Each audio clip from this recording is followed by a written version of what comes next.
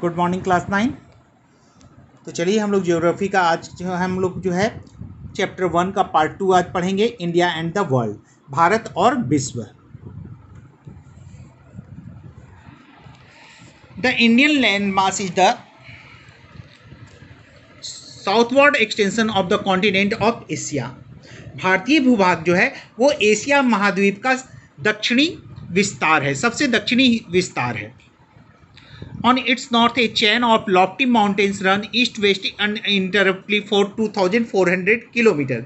इसके उत्तर में ऊंचे पहाड़ों की पर्वत श्रृंखला जो है 2,400 किलोमीटर तक निर्बाध रूप से पूरब से पश्चिम की ओर फैली हुई है। They are such formidable barriers that land route with Tibet and China is possibly only through a few passages which are located on a high latitude and are covered with snow for most part of the year। ये ऐसे दुर्जय अवरोध हैं जो तिब्बत और चीन के साथ भूमि मार्ग से केवल कुछ ही मार्ग से जो है भारत से जुड़े हुए हैं, जो काफ़ी ऊंचाई पर हैं और इनका अधिकांश भाग जो है बर्फ से ढका रहता है सालों भर। India has a central location between east and west Asia. Bharat जो है पूर्व और पश्चिम एशिया के केंद्रीय भाग में स्थित है। The trans Indian ocean routes which connect the countries of Europe in the west and the countries of east Asia provide a strategic location to India. Trans Hind महासागर मार्ग जो पश्चिम में यूरोप के देशों और पूर्वी एशिया के देशों को जोड़ते हैं, भारत को एक रणनीतिक स्थान प्रदान करते हैं। The Deccan peninsula protrudes into the ocean. Deccan प्रायद्वीपीय क्षेत्र जो है वो हिंद महासागर में फैला हुआ है।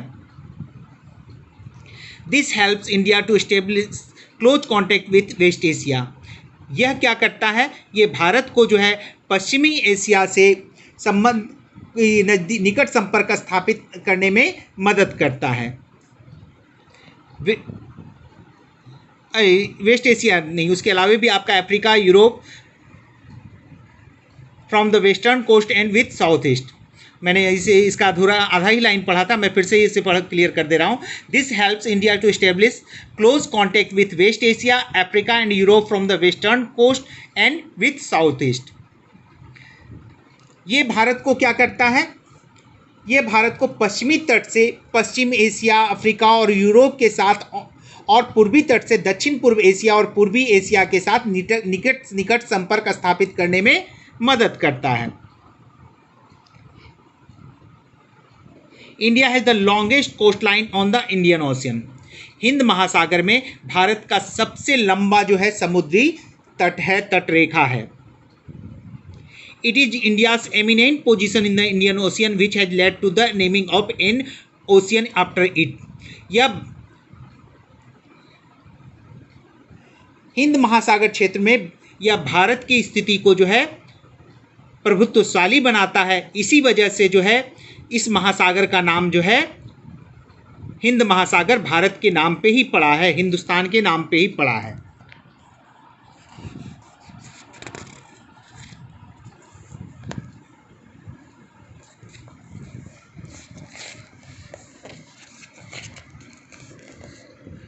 India's contact with the world has continued since ages, but her contacts through land routes are much older than the sea routes।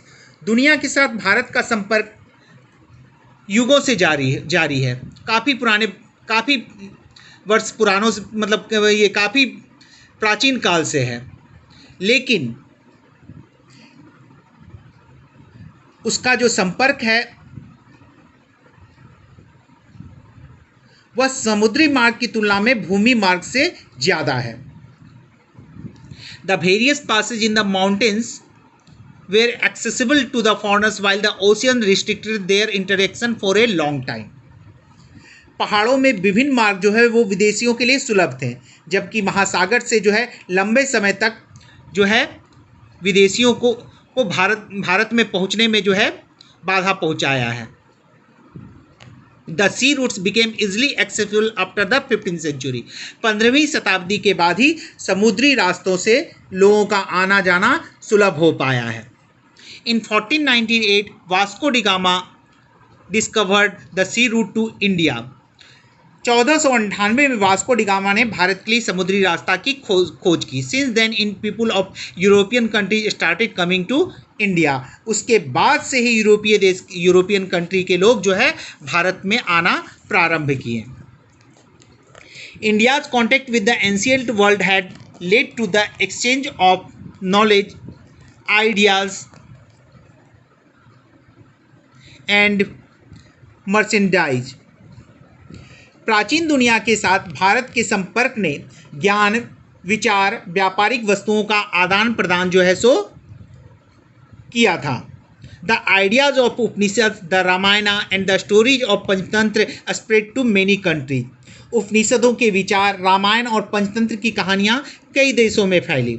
Indian numerals and decimal system spread to many European country through the Arab. भारत की जो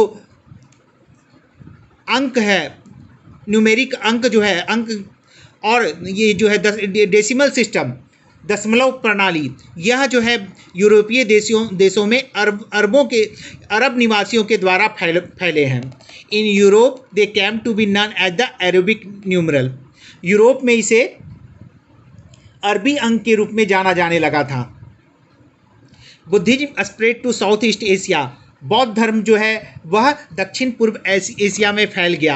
at the same time the influence of the Greek architecture and sculpture can be clearly seen the image of Buddha, the Mahayana form of Buddhism. उसी समय में हम लोग Greek वास्तुकला और मूर्तिकला का प्रभाव जो है बुद्ध की छवियों में भी स्पष्ट रूप से देख सकते हैं। The architectural innovations like the domes and arcs were brought by the Muslim invaders in the 13th century from the West Asia। 13वीं शताब्दी में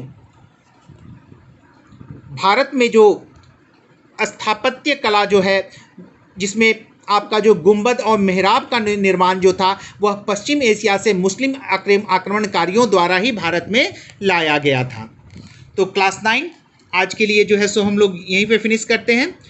कल हम लोग भारत के पड़ोसी इंडियाज़ नेबर्स के बारे में हम लोग पढ़ेंगे।